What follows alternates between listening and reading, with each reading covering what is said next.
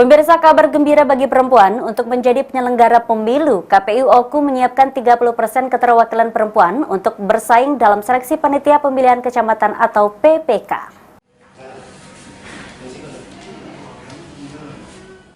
Awal November tahun ini, KPU Oku akan melakukan rekrutmen panitia ad hoc atau PPK dan PPS dengan masa tugas selama 20 bulan untuk tingkat kecamatan.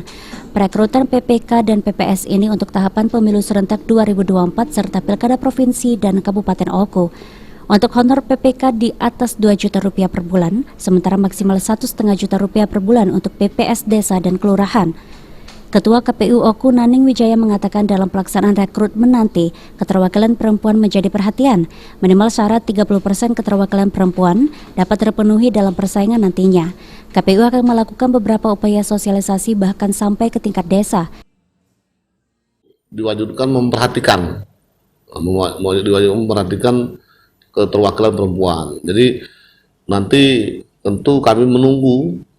Jadi kalau pada saat diumumkan minimal 30% masyarakat di kecamatan, di desa itu mendaftarkan diri. Tentu perempuan harus terlibat di situ.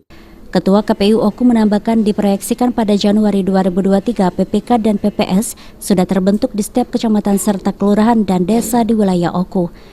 Kebutuhan PPK di Oku sendiri sebanyak 65 orang untuk 13 kecamatan di Oku. Masing-masing kecamatan diisi oleh 5 orang PPK. Sementara untuk tingkat desa dan kelurahan masing-masing 3 orang, di mana di Kabupaten Oku ada sebanyak 157 desa dan kelurahan. Ari Pranika, PAL TV.